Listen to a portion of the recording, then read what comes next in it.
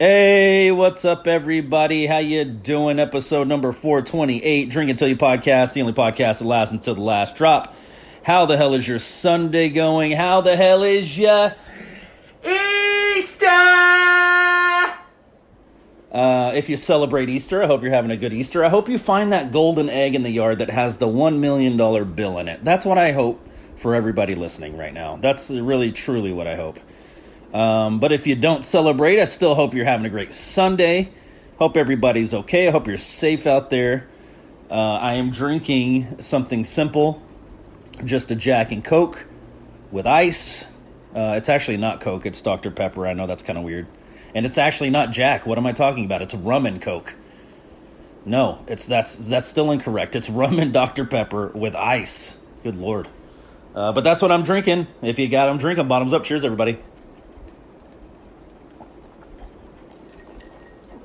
Yeah, simplicity is good, man. You don't need to have a 10 ingredient cocktail to enjoy it. You know what I mean? Just simple. What really got me started on the rum and Coke / rum and Dr. Pepper was being at that convention I mentioned. You know, being down at the hotel bar. You don't have to drive anywhere. You can just walk up to your room. Dude, I had Jack and Coke after Jack and Coke. But yeah, I've just been watching movies pretty much since last night. Since the festivities ended, all the sporting events ended, I just flipped on a couple of familiar movies, you know. I like to do that from time to time.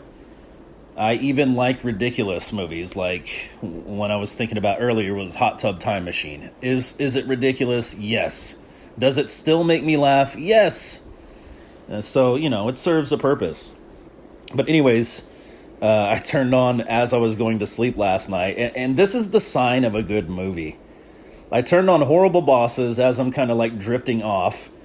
So I keep waking up throughout the night to the movie and specific parts, and I'm not even, like looking at it, but I'm hearing what they're saying, and it's still getting a chuckle out of me. You know what I mean? Like that's the sign of a good movie to me. So like today, I turned on something I haven't seen in a long time, Beverly Hills Ninja with Chris Farley, and I just love Chris Farley. I miss him so much. He was so great, and it wasn't like he reinvented the wheel to be great at what he did. It was just, he did the slapstick comedy, but his facial expressions just kill me. In that movie, he comes to America, as the great white ninja. I love when he's describing the blackness of his belt. But anyways, so he comes to America and he's trying to investigate and all this and that. And he winds up at this strip club in one of the scenes. And he's, obviously being from where he's from, he's never seen anything like this. He's never, these women are gyrating in front of him and shaking their boobs and stuff. So he can't handle it at a certain point, and he just loses his mind. Rips off his shirt, and now he's on stage with the strippers. It's just, I don't know, dude. His facial expressions just crack me up. But, and then there's that other scene where he's trying to show, the lady that came to find him. He's trying to show her, on this long, scroll that's been passed down over generations, and it has this whole history of them pretty much, and he's trying to show the lady where his history starts. The legend that was written about him, the great white ninja would come, and the scroll catches on fire. He's stomping it out, and he threw a bucket of water on this probably 1,000-year-old paper. Oh, dude, it's just funny. They just set it up so well. So I was watching that one, and now I've got turned on in the background as soon as I started this episode. Harold and Kumar escape from Guantanamo Bay, which one of the opening scenes is fucking hilarious, man.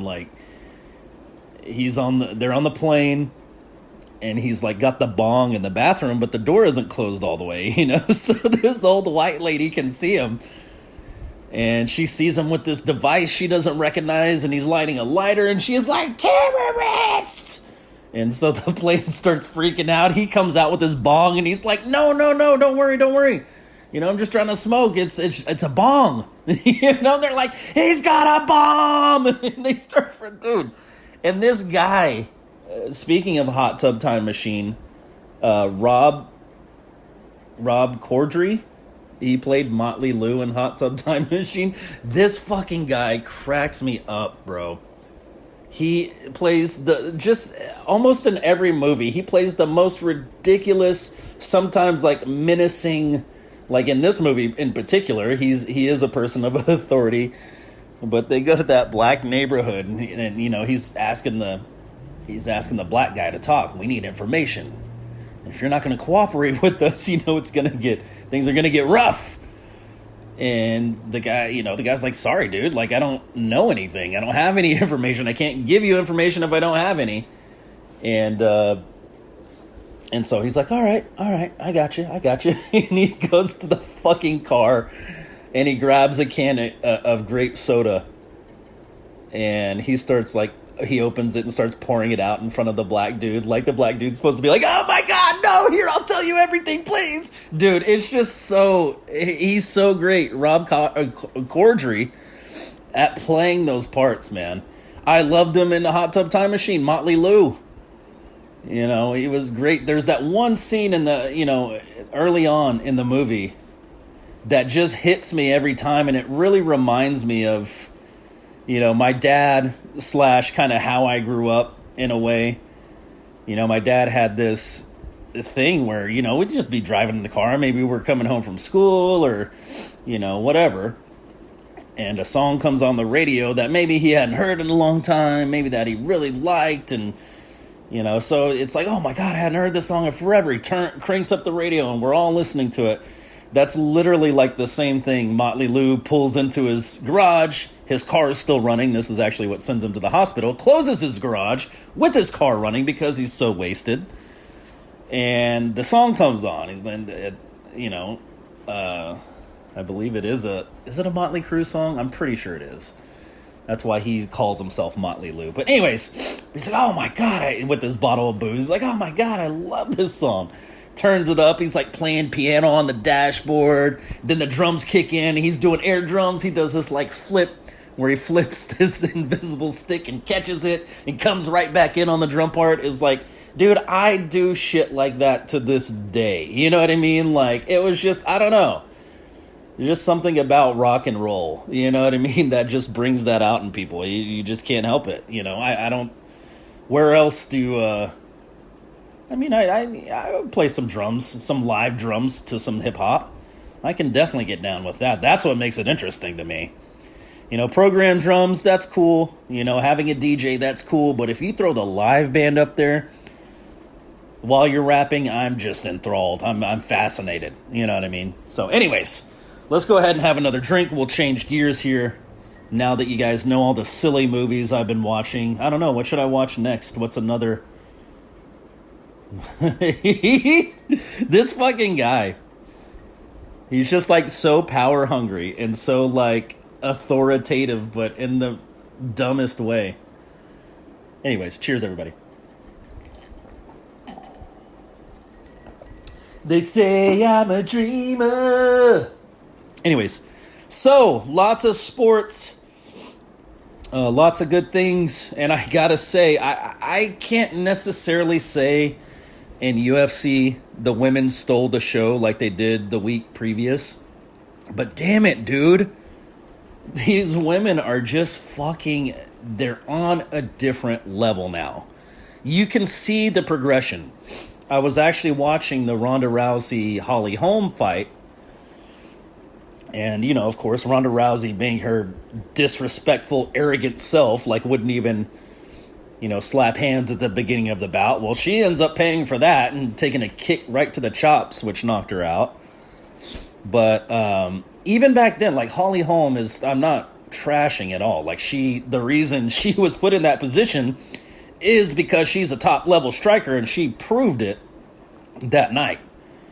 Dude, the way she just like hit Rousey so hard that it spun her around, and then when she came back to face her, here comes Holly Holm's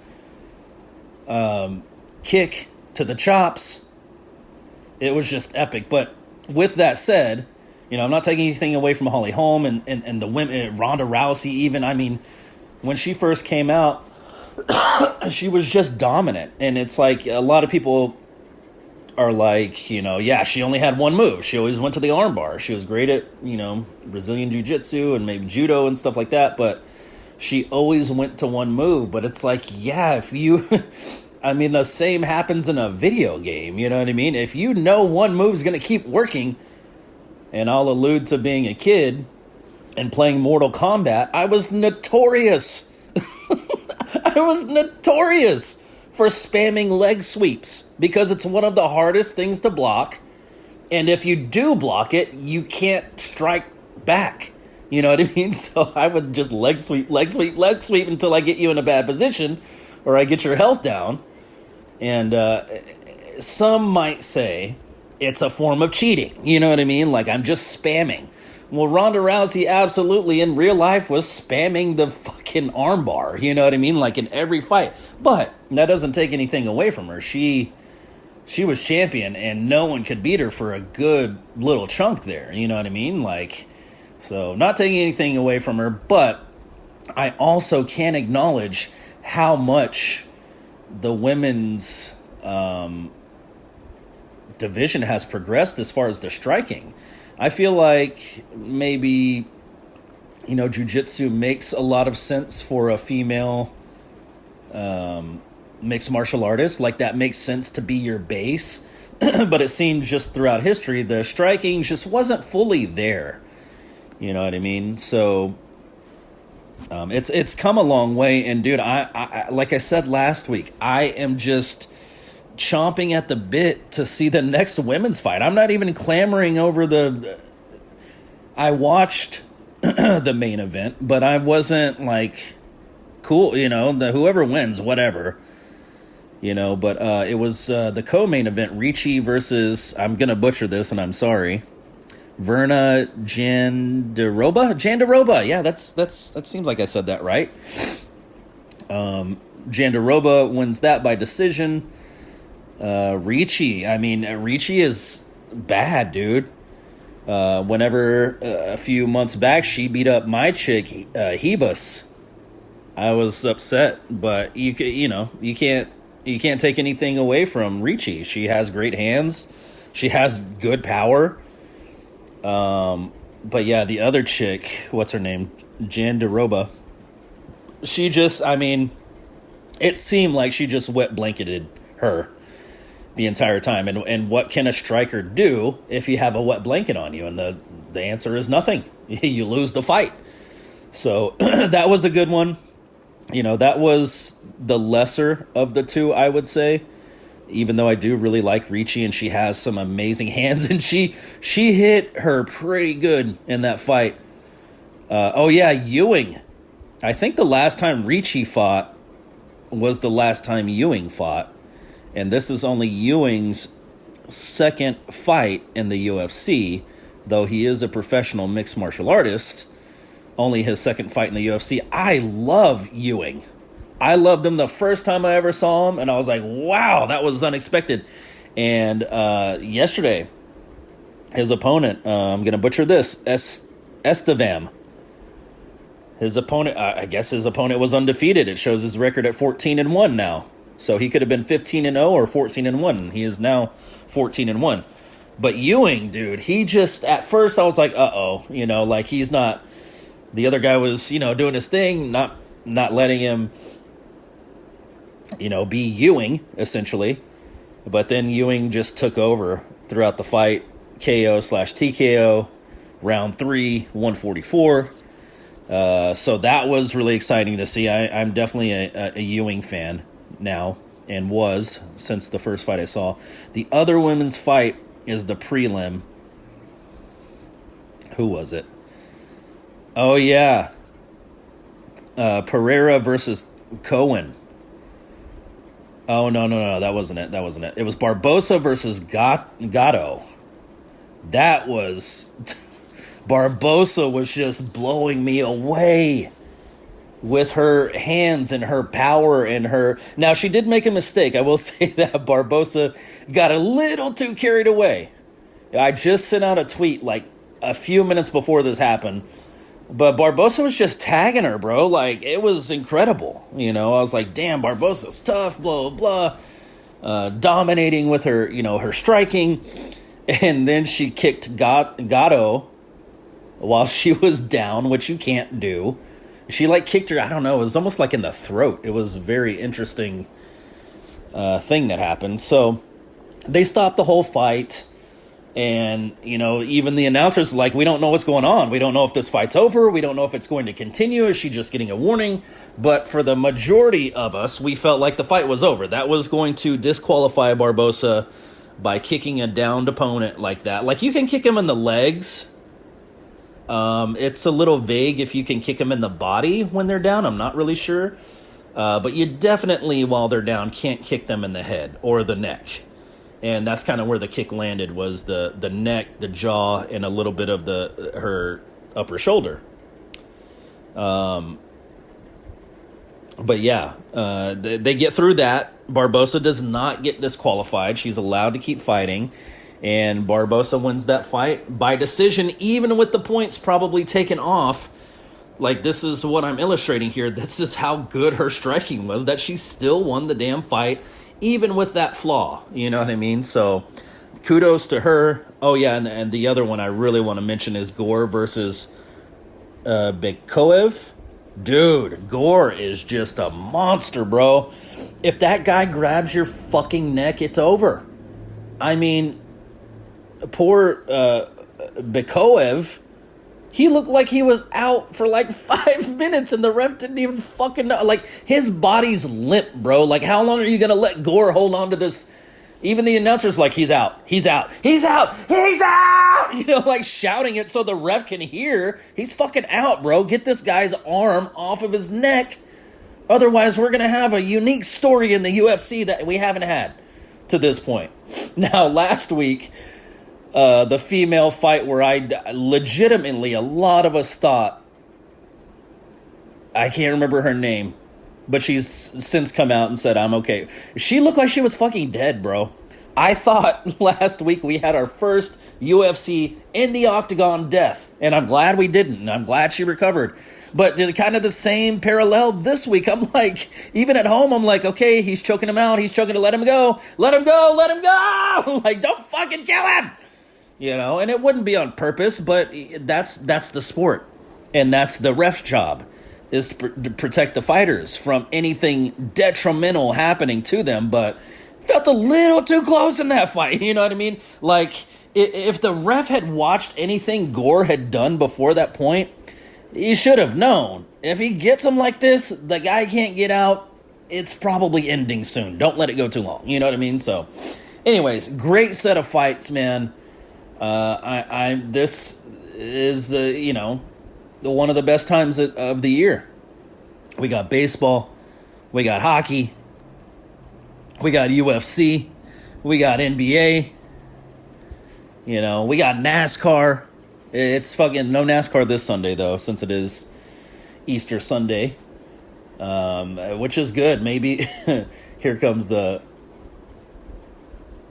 scene where they're the officer is coming out to the black community and oh god, it's so ridiculous. Anyways, but yeah, this is the best time of year, man. It's great. It's almost overwhelming how much that I want to keep up with. So, for instance, you guys know in the NHL, aside from my number one team, the Dallas Stars, who I have watched since 1993, aside from that team, I have a handful of other teams I like to keep an eye on. The Sabres. By the way, congratulations, Sabres. You have made it to the playoffs. And I will say the little montage they played of the Sabres last night during the Stars game, during the intermission, dude, it really got me pumped up. Of course, if it came down to it again, Stars versus Sabres, Stanley Cup Final, I'm going to root for my Stars. But in the event that my Stars lose that matchup, or in the event that the Sabres win against anybody and win out overall, dude, I would be so ecstatic for Lindy Ruff and the Buffalo Sabres. You know what I mean? Like, not just Lindy Ruff, but man, that guy has just been around. You know what I mean? He's been dedicated to this sport that I love with all my heart for, I mean, as far the only way I know his name is through the sport. You know what I mean? Like, he's a fucking legend, even if he's never won a cup. So anyways, I would be super excited. I wouldn't pick him over my Stars, of course, like I said, but I would be super excited if the Buffalo Sabres pushed through, broke through, and won the Stanley Cup this season. That would be epic. But, you know, we're a long ways away from that. We got a lot of series to decide before we can even get there. We've got a lot of standings, regular season standings to decide before we can even get there. But anyways, yeah, Stars, Sabres, I've been watching the Flyers. The Mammoth grew for me to like them. You know what I mean? Like, I want to watch them a lot more now. They're in the playoffs. I had the Jets on my mind to watch, but they've kind of fallen by the wayside since. Columbus Blue Jackets with old Ricky B has taken their place. I can't watch every Columbus game and every Flyers game and every Sabres game and every Stars game. You know what I mean? So that's basically what I'm trying to illustrate, that this is the greatest time of the year, but it's a lot to manage, especially for a sports nut like me. I want to watch. I haven't even made my list for baseball of teams I want to watch, but I've already got a rough list going. Obviously, the Rangers, kind of the same deal there. That's my number one team. Always have been. Always will be, outside of trading an epic Luka-type player by management. Whatever that parallels in baseball. On our team. So it's the Rangers. It's you Rangers fans are going to hate me saying this. It's the Rangers, number one. It's the Mariners. It's the Angels. It's the Astros. I mean, I like everybody in our division. I can't help it. I don't know why. But on top of that, it's the Detroit Tigers. It's the Chicago White Sox, who I've supported for years now. You know what I mean? Like, so it's like managing all of that is just a lot. You know, it's like so many games, I can't watch them all, which sucks, so I have to be choosy. So, for example, one night might look like Sabres game at 6, Rangers game at 5:30. You know what I mean? So I start those two games, and now here comes the Dallas Stars game at 7 o'clock. Well, that goes up too. You know, now I'm watching the Stars game along with the other two, and then it's like, and then let's say the Sabres game ends. Okay, now I get to move over, if it works out in a certain way, to where I'm watching the Columbus game. Maybe the Rangers game has ended now. Now I'm moving over to the White Sox. You know what I mean? So it's like this constant turnstile of sports happening in front of my face, which I love. But I do wish I could watch every team every day. You know what I mean? Like, there's not enough A, time, and B, I mean, just logistically, I don't have enough fucking TVs. You know what I mean? Like, it's just not possible. But I would if I could, I promise you. I don't know anybody else that watches as much as I do. I don't know anybody else that watches as much as I do, unless it's for a job. You know what I mean? Like, if you're working for the news station and you're the sports guy, you're probably paying attention. But at the same time, you really only have to pay attention to locals. So that still doesn't really apply. I guess I'd be speaking more to someone who covers a sport nationally. I don't know. What I'm saying is, it's a lot of sports, and I enjoy it. I just wish I could watch all of them. Or, you know, what happened to DVR, man? Like, that's an option too. I bet you can buy a device now. We're so far advanced. You can probably just buy a device. You hook in by USB. It'll record on that device. You have a limited space. You have limited space, not unlimited space. But yeah, I need to look into that. That's actually, I might be able to watch a lot more if I can just. But you have to have the TV recording to actually record the game. So that takes up a TV. You know what I mean? So now we're running into the, what do I want to have? 50 TVs in my house? No, that's too much clutter. You know. there's pretty much just a TV for every room, and those can be put together as needed to watch multiple sports. And then on top of it, I game. You guys know I love to game. I'm always online playing Rocket League, or go check out my YouTube page. I have just started my Red Dead Redemption 2 series. I've continued my Red Dead Redemption 2 series, but basically when I do these, I don't skip a day. So just a brief rundown of my schedule. Monday would be Rocket League. Tuesday would be another video game that I like to play. Wednesday would be Rocket League. Thursday would just be another video game I like to play. Friday, Rocket League. Saturday, just another video game I like to play. And then Sunday, I don't post anything. I post 6 days a week. If I miss Saturday, then I'll post on Sunday. If I post on Saturday, I don't post on Sunday, because Saturday will be my 6th post a week. So anyways, those days that aren't Rocket League days, if I start, which I have, my Red Dead Redemption 2 series, that's the only thing that comes out on Tuesday, Thursday, and Saturday. I don't mix. I wouldn't do like Red Dead Redemption 2 Part 1, Red Dead Redemption 2 Part 2 on Thursday, and then Saturday it's like Batman Arkham Knight. And I wouldn't do that. I want to keep my story straight, clear, consistent until it ends, and it ends in 8 parts. So basically, yeah, I developed this schedule, and when I first started this YouTube channel, I was uploading 3 clips a day, 6 days a week, which is a ton of fucking work. But when you first start out, you kind of need that base. You kind of need that base to grow from, and that's basically what I did. So then I whittled it down to only 2 uploads every day. Now I'm down to only 1 upload a day, with the option of I can double upload if I want to. You know what I mean? Like if I have that much content and I need to get something extra out, I will. For example, where this actually applied recently was, as you guys know, I'm doing the AEW Fight Forever video game.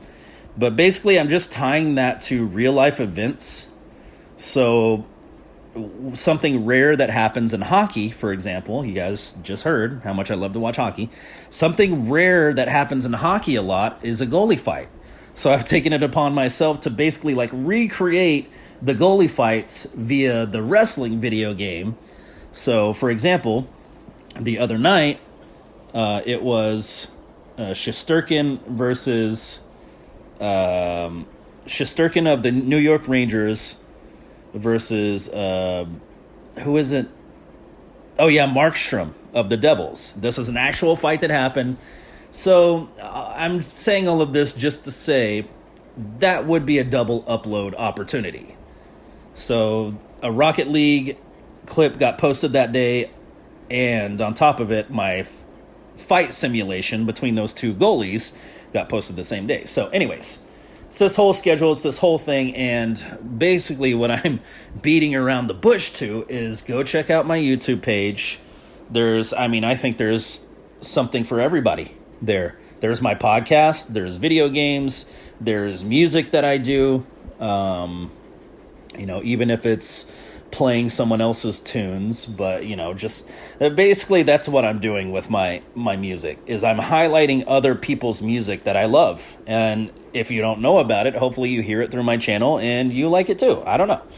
So anyways, go check out my YouTube page. You can follow me on Instagram if you want. I'm not active at all. Like it's like 6 months in between things I post on there. You can follow me on Facebook too as well if you want. Facebook being a little more active than Instagram, but not by much.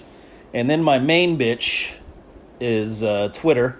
Go follow me on there. I'm constantly on Twitter, reading, posting, joking, goofing. It's a good time. So, and yeah, go follow me on my YouTube page as well. I bet there's something over there that you might like. So anyways, that's pretty much been it, man. That's been the weekend. Some funny ass movie. This is probably how I'm going to end the day. I know the Rangers come on here in a little bit. But and I definitely will watch that game because we're avoiding the sweep at home from the Reds, the Cincinnati Reds. So hopefully these are the games you usually want to watch because it's really hard to sweep a professional team of any sort. You know what I mean? That's why it's people make such a big deal of it when it does happen. It's because it's not exactly common. You know what I mean? Like, these are professional men.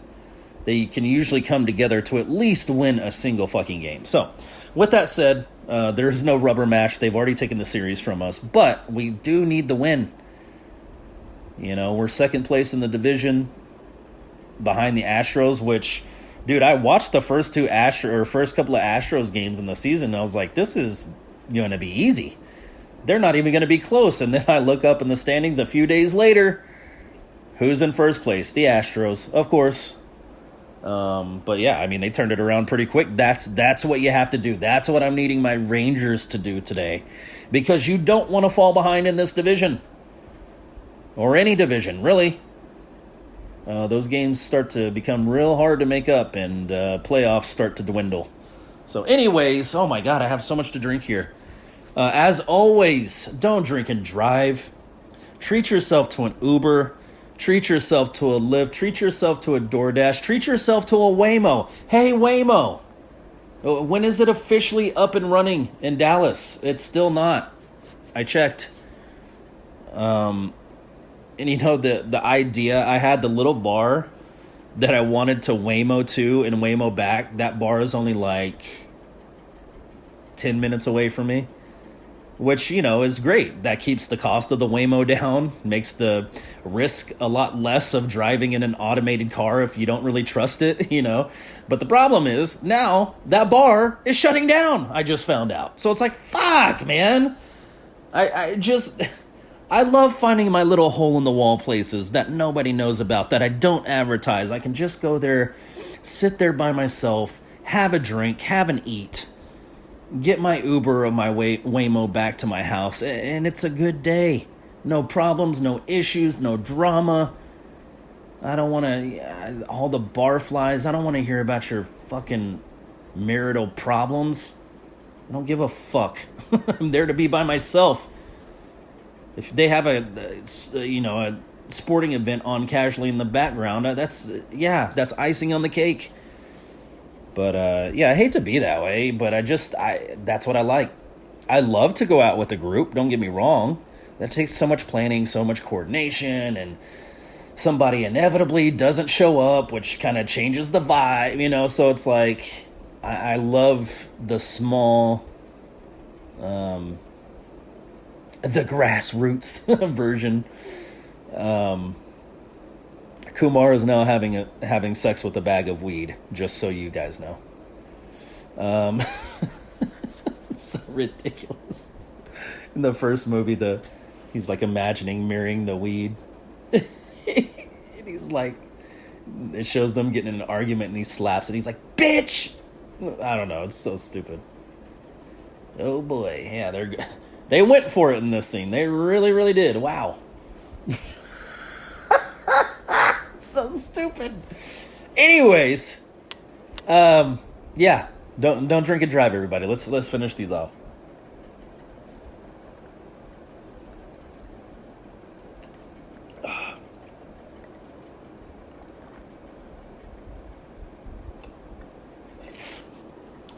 All right, that's gonna do it for me. I will talk to you all next week. Be safe out there. I love you all. Bye.